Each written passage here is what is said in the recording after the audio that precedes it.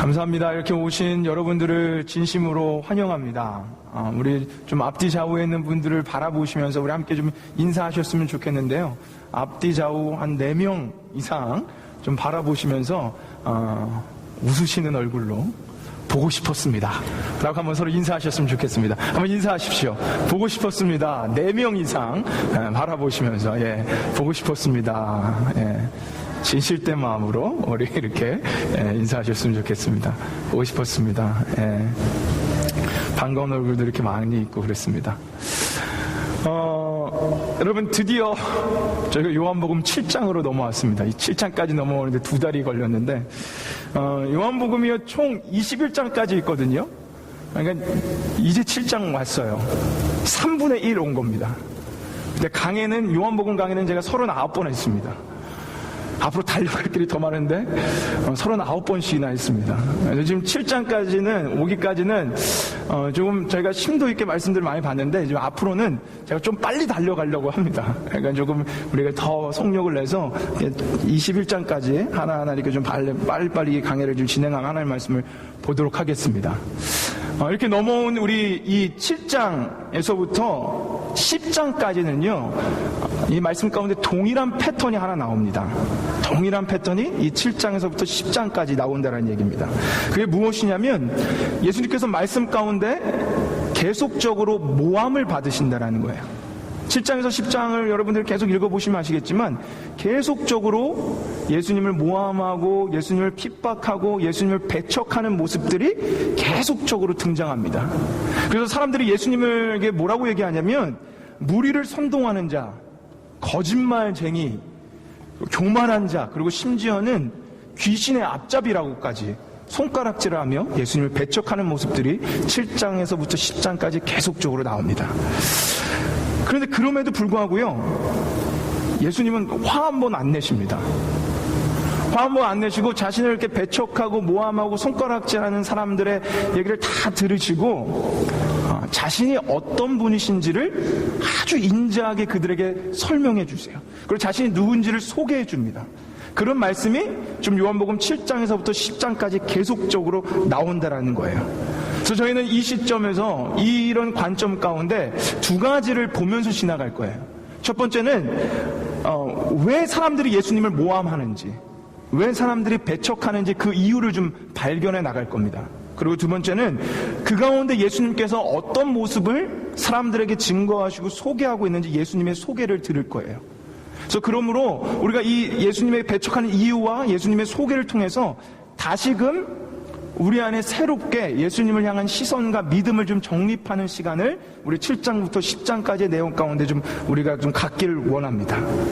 그래서 제가 이런 관점으로 오늘 설교를 이렇게 준비하면서 한 이야기가 제 안에 이렇게 떠오르더라고요. 제가 이제 이재철 목사님이 쓰신 책을 읽다가 읽었던 이야기인데, 그 기사 이야기를 그 목사님께서 거기다 책에다 써놨는데, 제가 좀 오늘 제목하고도 관련이 있는 얘기입니다. 그래서 이야기를 좀 해드리며 서두를 열까 합니다. 여러분, 영국에요, 영국 사람들이 정말로 좋아하던 한 여성 앵커가 있었답니다. 그 여성 앵커는 얼굴도 굉장히 이뻤고요, 성품도 착하다는 그런 소문이 있었던 처자라고 합니다. 그래서 많은 그 영국 사람들이 그 여인을 흠모하고 사랑하고 인기도 아주 좋은 그런 여성이었대요.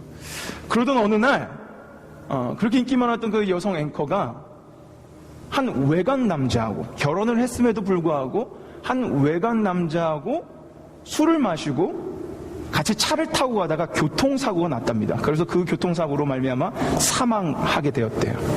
이 사건이 영국 전역에 보도되면서 사람들은 굉장히 실망했다고 합니다. 그냥 텔레비전 속에서 봤던 그 여성은 굉장히 아름답고 현모양처 같고 아주 착할 것 같았는데, 한 외간 남자가 술을 마시며 그렇게 문란한 생활을 했다는 것을 알게 되고, 그 영국 전역은 실망에 빠지게 됐고, 그 기사를 발표한 더 타임즈 기사의 제목은 이렇게 발표했다고 합니다. 뭐라고 그 더 타임즈에 이 사건을 발표했냐면, 그 여자는 그 여자가 아니었습니다. 이게 그 더 타임즈에 나왔던 기사 제목이에요. 참으로 기가 막힌 제목이 아닐 수 없습니다. 사람들이 생각했던 그 청순하고 착한 그런 여자가 아니었다라는 거예요. 그래서 그 실망을 표현해서 그 여자는 그 여자가 아니었습니다 라는 기사 제목을 낸 겁니다. 저는 오늘 말씀을 준비하면서 이 이야기가 떠올랐어요. 왜냐하면 제가 서두에 말씀드렸지만 오늘 본문부터요 계속적으로 예수님을 배척하는 사람들이 나옵니다. 예수님을 핍박하고요, 예수님을 싫어하고 예수님을 믿지 못하는 그런 사람들의 모습이 나와요. 근데 여러분, 그 사람들이 왜 예수님을 싫어하고 배척하고 손가락질하는지 아십니까? 그 사람들이 생각하는, 또 그 사람들이 기대하는 예수님이 아니었기 때문이에요. 그래서 오늘 설교 제목을 그는 그가 아니었다라고 결정한 겁니다. 다른 말로 하면 그 예수는 우리가 기대하고 바랬던 예수가 아니었다라는 거예요. 그래서 오늘 본문 말씀을 통해서 한번 왜 그가 아니었는지, 그들이 왜 실망하게 되었는지 좀 하나하나 모습을 좀 발견하며 바라봤으면 좋겠는데, 먼저 1절을 좀 보겠습니다. 우리 1절 말씀 한번 같이 읽어볼까요? 1절 말씀 함께 읽겠습니다. 시작. 이후에 예수께서 갈릴리에서 다니시고 유대에 다니려 아니하심은 유대인들이 죽이려 함이로라. 자, 여기 말씀에 보시면 예수님께서 유대에 다니지 않으셨다라고 나와요. 그리고 그 이유가 그 다음에 나오는데, 그 이유가 뭡니까? 유대인들이 예수님을 죽이려 했기 때문이에요. 우리가 왜 유대인들이 예수님을 죽이려 했는지 그 이유를 이미 5장 18절에서 봤었어요. 근데 이미 벌써 한 2달 전 얘기니까 우리가 그 이유를 이렇게 잘 기억이 안 나실 수도 있겠는데, 우리 한번 5장 18절 말씀 한번 다시 보시겠습니까? 왜 유대인들이 예수님을 죽이려 했는지 그 이유입니다. 우리 함께 이 말씀 읽겠습니다. 시작. 유대인들이 이를 인하여 더욱 예수를 죽이고자 하니 이는 안식일만 범할 뿐 아니라 하나님을 자기 친아버지라 하여 자기를 하나님과 동등으로 삼으심이로라. 예수님을 죽이려 했던 이유는요, 쉽게 말해서 예수님께서 자신을 하나님이라고 증거했기 때문이에요. 여러분, 여기서 우리가 중요하게 봐야 되는 사실이 있어요. 여러분, 유대인들은요, 이스라엘 백성은요, 오실 메시아, 오실 예수님을 학수고대하며 엄청나게 기다리고 있었습니다. 기대하며 기다리고 있었어요. 근데 그들의 기대감, 그리고 그들의 기다림 가운데는 한 가지 잘못된 것이 있었습니다. 그들은 그냥 예수님을 구원자, 창조자 하나님이라고 기다리기보단 단지 자신들을 정치적으로, 경제적으로, 군사적으로 구원해낼 한 위대한 왕을 기다리고 있었다는 거예요. 그래서 우리 지난주 말씀을 보았지만, 그래서 그 이스라엘 백성들이 예수님의 그 기적을 보고 예수님을 이스라엘 왕으로 삼으려고 했던 겁니다. 그런데 예수님께서는 그런 왕이 되시려고 하긴커녕 왕이 아니라 자신을 하나님이라고 소개하는 거예요. 그러니까 유대인들이 이해할 수 없었던 겁니다. 그리고 감히 어떻게 신성모독을 하지 하며 예수님을 죽이려고 했던 거예요. 그러니까 다시 말해, 유대인들이 원하고 기다리던 예수님의 모습이 아니었기에 유대인들은 예수님을 죽이려 하기 시작한 겁니다. 또 다른 모습이 나와요. 자, 한번 오늘 본문의 5절 말씀 이렇게 증거합니다. 자, 5절 말씀도 한번 우리 같이 한번 읽어보겠습니다. 시작. 이는 그 형제들이라도 예수를 믿지 아니함이로라. 여러분, 한 핏줄을 나눈 형제라면 누구보다 서로를 의지하고 믿어주고 함께해야 되는데, 예수님의 형제들은 그러지 않았습니다. 예수님을 믿지 않았다라고 성경은 증거해줘요. 어느 날부턴가 자신들과 함께 동거동락했던 형이, 예수님이 가장 큰 형이었거든요. 그 형이 사람이 아니라 하나님의 아들, 하나님이라는 거고 구원자라는 거예요. 평생을 30년을 자기랑 먹고 동거동락했는데 이 사실을 어떻게 믿겠습니까? 그들이 기다렸던 예수님은 그런 모습이 아니라 어떤 왕 같은 모습이었는데, 그냥 나랑 같이 함께 살았던 사람이 그 예수라는 거예요. 형제들은 자신이 기대하던 그 예수가 아니었기 때문에 예수님을 믿지 못합니다. 또 한 가지 모습이 나옵니다. 우리 7절 말씀 한번 볼까요? 자, 7절 말씀 우리 한번 같이 한번 읽어보겠습니다. 함께 읽겠습니다. 시작. 세상이 너희를 미워하지 못하되 나를 미워하나니 이는 내가 세상의 행사를 악하다 증거함이라. 여기서 뭐라고 말씀하십니까? 세상이 예수님을 미워한다라는 거예요. 그 이유를 뭐라고 말씀하시냐면, 예수님이 세상의 죄를 지적해주고 그거에 대해서 뭐라고 말씀하셨기 때문이라는 겁니다. 여러분, 이때 당시 유대인들은요, 굉장히 자신들의 기득권을 인정받기를 원했어요. 왜냐하면 로마의 압제 가운데 있었기 때문에. 그래서 자신의 기득권을 인정해주면서 자신들을 그냥 잘한다 하면서 이렇게 받아주기를 원했습니다. 근데 예수님은 그냥 그들을 받아주기는커녕 오히려 그들로 하여금 이 독사의 자식들아, 이 거짓말쟁이들아, 이 외식하는 자들아 그러면서 그들의 죄들을 지적해 주셨어요. 그래 누가 좋아하겠습니까? 당연히 미워할 수밖에 없죠. 그들이 원했던 것은 구세주가 와서 자신들을 인정하며 로마의 압제부터 구원해내는 거였는데 그러지 아니었다는 겁니다. 그래서 그들이 원했던, 그들이 기다렸던 예수가 아니었기에 그들은 예수님을 미워할 수밖에 없었습니다. 여러분, 사람들은 정치적 메시아를 기다렸어요. 경제적으로 그들을 부흥시킬 어떤 기적을 일으키는 그런 왕을 기다렸었습니다. 그리고 자신들을 인정해주고 자신들을 받아줄 한 위대한 왕을 기다렸어요. 그러나 예수님은요, 그들이 원하는 모습대로 그대로 등장하시지 않았습니다. 정치적 왕이 되기커녕 그 자리를 거절하시고요, 그냥 자신을 하나님이라고 증거하시면서 기적을 일으키기보단 십자가를 계속적으로 외치셨어요. 그러니 당연히 사람들은요, 예수님을 싫어할 수밖에 없었고요, 당연히 그들이 원한 그 예수가 아니었기에 예수님을 배척할 수밖에 없었던 겁니다. 저는 오늘 말씀을 준비하면서 여러분과 저에게 한 가지 좀 묻고 싶었던 것이 있었습니다. 여러분은 어떤 예수님을 믿고 바라보시며 어떤 예수님을 기대하고 계십니까? 여러분은 혹시 지금 이 유대 사람들처럼 여러분을 경제적으로 구원해줄, 여러분을 정치적에서 완전히 부흥케 할 그런 어떤 위대한 왕, 그런 기적을 일으키는 예수님을 혹시 기대하며 바라며 믿고 계시진 않으십니까? 사실 우리에겐 이런 바람들이 다 있어요. 우리는 예수님을 믿으면서 우리가 잘 되길 원합니다. 예수님께서 나를 도와주셔서 내가 성공하길 원하고요, 예수님께서 나를 도와주셔서 내가 갖고 있는 병에서 해방되길 원해요. 치료를 받길 원합니다. 그게 솔직한 우리의 마음입니다. 만약에 이 마음이 없다면 그건 거짓말이죠. 우리는 예수님을 믿으면서 그런 마음을 다 가지고 있어요. 그런데 문제는 그것만을 바라는 것이 문제입니다. 만약에 여러분이 예수님을 믿고 따르고 예수님을 바라보며 기대할 때 나를 정치적으로, 경제적으로 나를 이 병에서 해방시켜 주실 그럴 분으로만 바라보며 기대한다면 오늘 이 유대 사람들처럼 그는 그가 아니었다라고 실망하며 실족하며 돌아간다라는 거예요. 그것을 우리 오늘 말씀 가운데 우리에게 분명하게 증거해 주고 있습니다. 그렇다면 우리는 이 시점에서 한 가지를 물어봐야 돼요.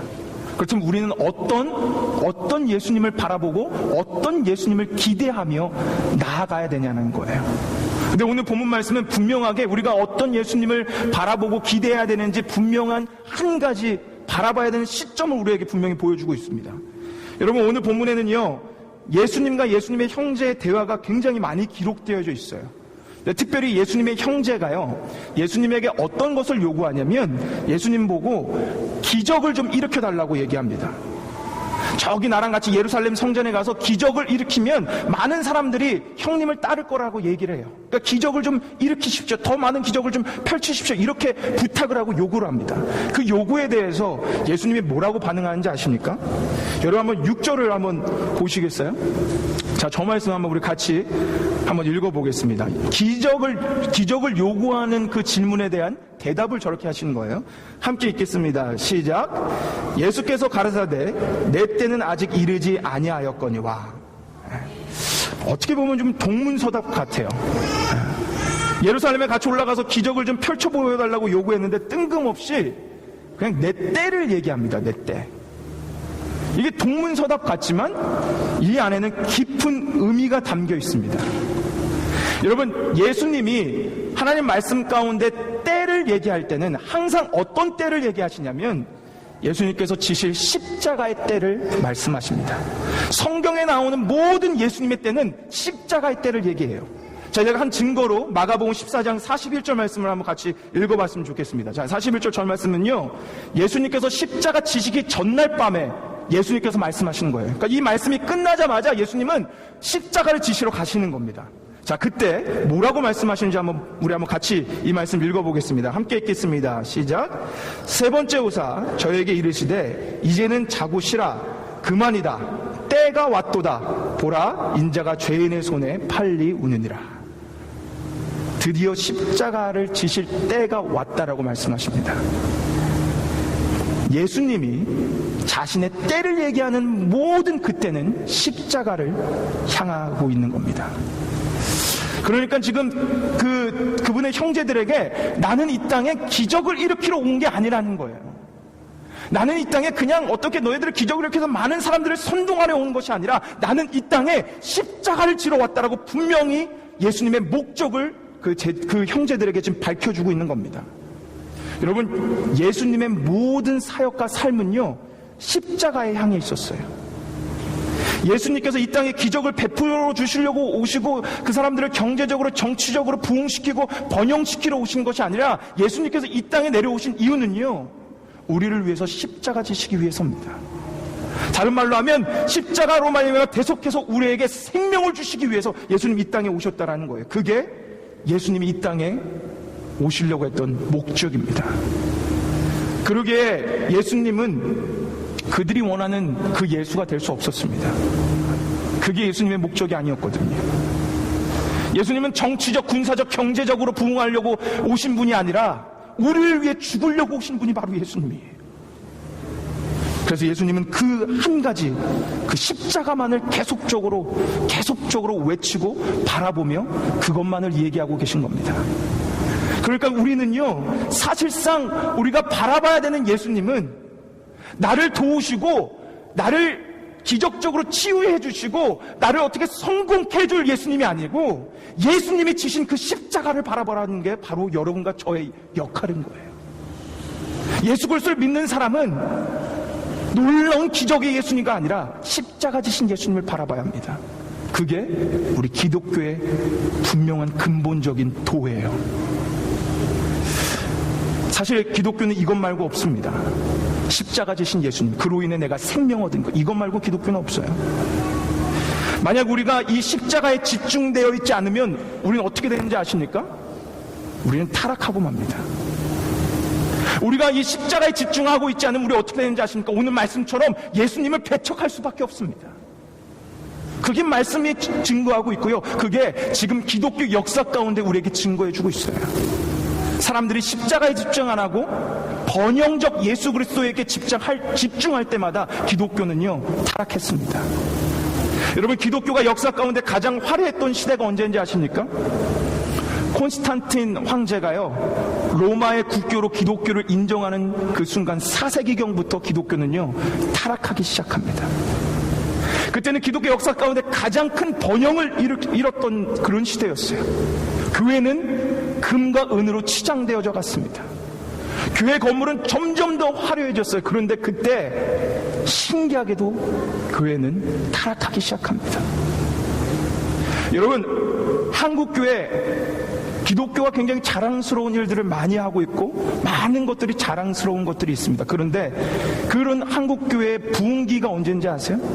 한국교회가 언제 성장한지 아십니까? 여기 지금 다 그런 시대를 살아왔으셨는데 60년대부터 80년대 후반까지 한국교회는 성장세를 달렸어요.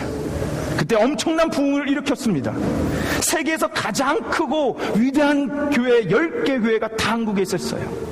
근데 그 부흥의 시절에, 성장하는 시절에 어떠한 메시지가 있었는지 아십니까? 예수 믿으면 복 받는다라는 메시지가 있었습니다. 예수 믿으면 번영하고 성공한다라는 메시지가 있었어요. 그 메시지로 말미암아 수많은 사람들이 교회로 몰려들었어요. 그런데 정확히 번영적 예수 그리스도께 초점을 맞추는 그 순간부터 한국교회는 타락하기 시작합니다. 정확히 그때부터 쇠퇴하기 시작해요. 그리고 지금은 예수님을 배척하고 있습니다. 심지어 우리는요, 한국에서 기독교라고 불리지도 않아요. 뭐라고 불리죠? 개독교라고 불립니다. 여러분, 교회가 번영적 예수 그리스도를 기대하는 그 순간부터 교회는 타락합니다. 교회가 축복, 복, 성공, 이런 예수를 바라보는 그 순간부터 교회는 타락합니다. 왜냐하면 예수님은 그것 때문에 오시지 않았기 때문이에요. 예수님은 절대 그것 때문에 오시지 않았어요. 예수님은 십자가 지러 오셨습니다. 그 십자가 때문에 이 땅에 오셨고요, 예수님의 모든 집중과 시선은 항상 십자가에 있었습니다. 그러니 우리도 예수님 믿는 여러분과 저도요, 바라봐야 되는 것은 다른 것이 아니에요. 번영적 예수 그리스도를 바라봐야 되는 것이 아니라 십자가를 바라봐야 됩니다. 여러분, 오늘 말씀 잘 생각해 보세요. 오늘 예수님께서 가진 모욕과 배척을 다 받으셨어요. 그런데 그 가운데 예수님 한마디도 변명 안 하십니다. 한마디도 변명 안 하세요. 모든 그런 고난 배척 다 받으시고요, 다 견디십니다. 그런데 그분이 어떤 분이셨어요? 우리 6장 말씀 보셨죠? 오병이어를 일으켰던 전능자 하나님이세요. 6장에 어떤 기적이 있었습니까? 무리를 걸으셨던 창조주 하나님이세요. 그러면 그런 모욕 가운데 더 놀라운 기적을 통해서 그 사람들의 그런 모함과 모욕을 다 잠재울 수도 있고요, 그 사람들을 혼낼 수도 있는 그런 능력을 갖고 계세요. 그런데 예수님은 한마디도 안 하세요. 그리고 딱 한마디 오늘 하십니다. 내 때가 아직 이르지 않았다. 그런 것 가운데 딱 한마디 하시는 거예요. 나는 저 십자가 지러 왔다. 그 말씀 한마디 하십니다. 사랑하는 여러분, 기독교는요, 십자가 바라보는 종교예요. 기독교는요, 여러분과 믿는 이 기독교는요, 다른 것 바라보는 게 아니고 십자가 바라보는 거예요. 우리는 저 십자가를 통해서 은혜를 받는 거고요, 저 십자가를 통해서 감사함을 누리는 거고요, 저 십자가를 통해서 우리는 만족함을 누리는 거예요. 우리는 십자가를 바라보는 것이에요. 그러기에 예수님이 그 고집모난을 다 받으시며 참으시며 십자가, 내 때, 그 십자가만을 계속적으로 말씀하며 외치셨던 겁니다. 여러분, 우리는 십자가로 말미암아 감사가 넘쳐야 합니다. 우리는 십자가로 말미암아 승리하실 수 있어야 돼요. 우리는 십자가로 말미암아 만족함이 넘치고요, 아무것도 없어도 날 위해 십자가 지신 예수님 때문에 우리는 감사와 찬양을 할 수 있는 그런 사람들이 되어야 하는 거예요. 여러분, 믿으십니까? 여러분, 이번 달 이제 8월달 큐티가 새롭게 시작됐습니다. 열왕기 상하 다 끝났고요, 이번 달부터는요, 에베소서 말씀이 시작되었어요. 이제 큐티 하신 분들은 아시지만 에베소서 말씀이 이번 달부터 큐티 말씀으로 시작되었어요. 근데 우리 감사한 것은 작년에 에베소서 강해를 다 끝냈죠. 1년 동안 계속 우린 에베소서 강해를 다 보았어요. 그래서 아마 이 큐티 하는 이 8월달 한 달 동안 여러분 아마 그 모든 지난 작년에 했던 강해를 다시 한번 되새김질하며 더 큰 은혜가 넘칠 줄 믿습니다. 저도 그랬어요. 어제부터 에베소서 말씀이 다시 시작됐는데 다시 그 말씀을 묵상하면서 제 안에 은혜와 감동이 넘치더라고요. 여러분, 에베소서는요, 사도 바울이 감옥에 갇혔을 때 썼던 옥중 서신입니다. 어디에 갇혔었다고요? 어디에 갇혔었다고요? 감옥에 갇혔었어요. 감옥에서 에베소 교인들에게 쓴 편지가 에베소서입니다. 근데 그가, 사도 바울이 감옥에 갇혀서 에베소 교인에게 가장 첫 번째로 하는 고백이 뭔지 아십니까? 나중에 한번 집에 가서 봐보세요. 에베소서 1장 3절에 감옥에 갇힌 사도 바울이 하는 첫 번째 고백이 찬송하리로다예요. 여러분, 이게 말이 됩니까? 사도 바울은 감옥에 갇혀 있어요. 그런데 그의 고백이, 첫 번째 고백이 찬송합니다예요. 그리고 그 뒤에 왜 찬송하는지 이유를 써놨는데 그 이유가 뭔지 아십니까? 바로 오늘 말씀 예수 그리스도 때문이에요. 예수 그리스도의 십자가 때문에 내가 속죄함을 얻어서 난 찬양합니다. 예수 그리스도의 십자가 때문에 내가 하나님 자녀 되어 난 찬양할 수 있습니다. 예수 그리스도의 십자가 때문에 성령 하나님이 나와 동행하시니 나는 찬양을 안 할래야 안 할 수가 없습니다. 이게 감옥에 갇힌 사도 바울의 고백인 거예요. 여러분, 이게 진정한 기독교의 모습이에요.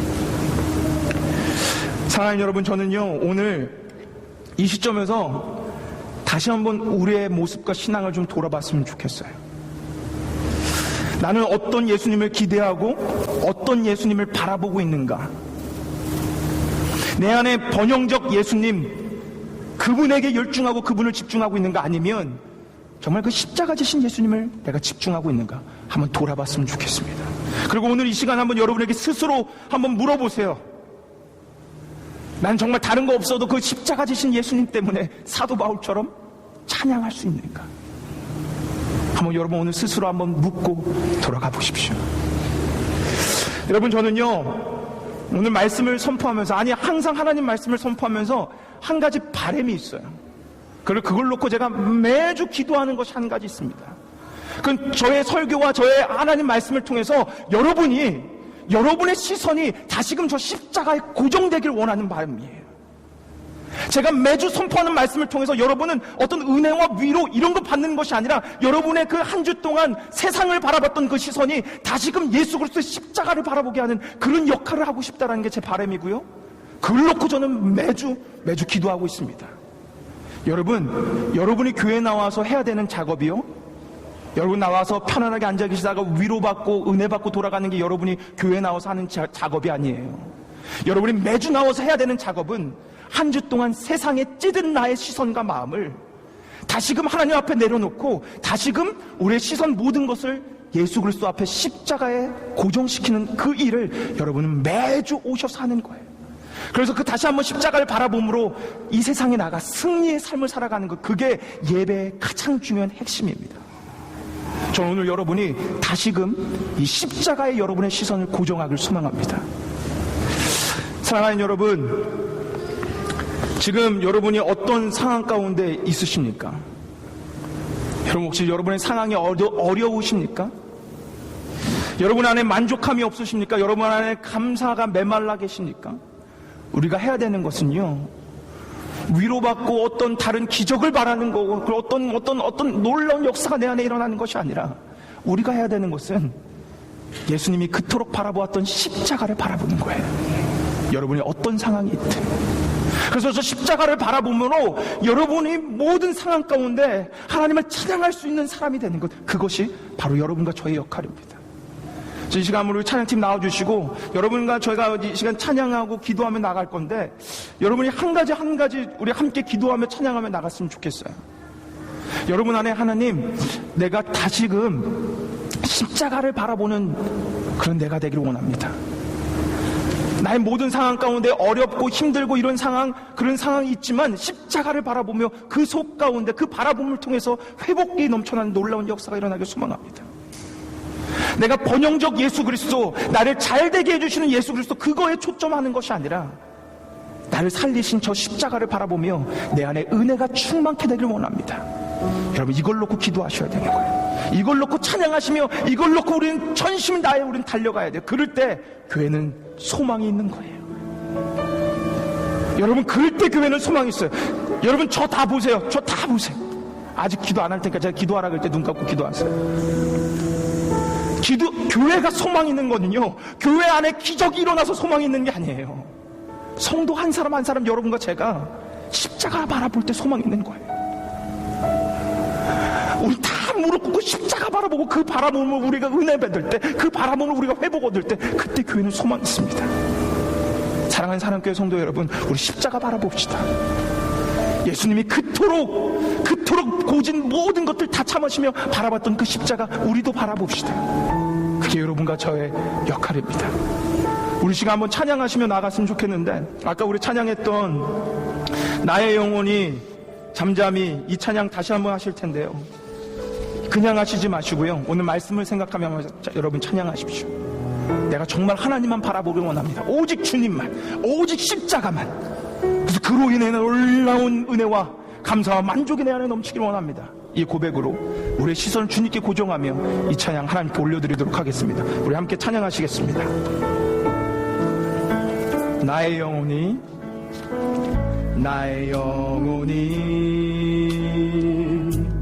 잠잠히 하나님만 바라며, 나의 구원이 그에게서, 나의 구원이 그에게서 나는도다. 나의 영혼아 잠잠히, 나의 영혼아 잠잠히 하나님만 바라라. 나의 소망이,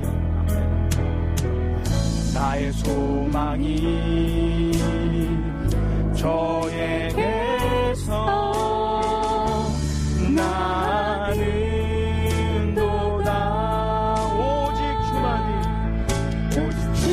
주만이 나의 반석, 나의 구원이시니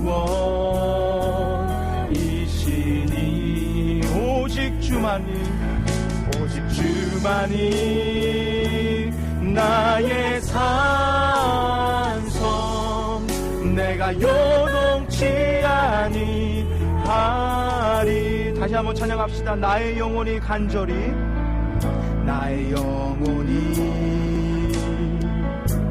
간절히 여호와를 갈망하며, 여호와를 갈망하며, 나의 입술이 여호와를, 나의 입술이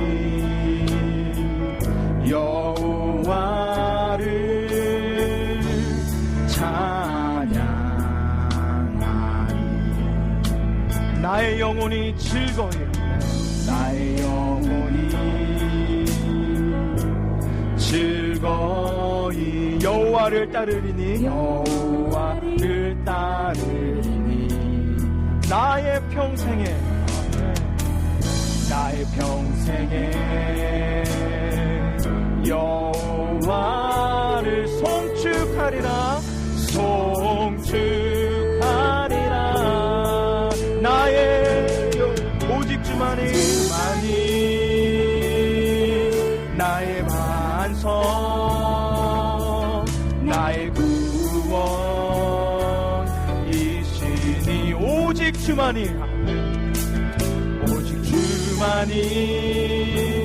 나의 산성, 내가 요동치 아니하리.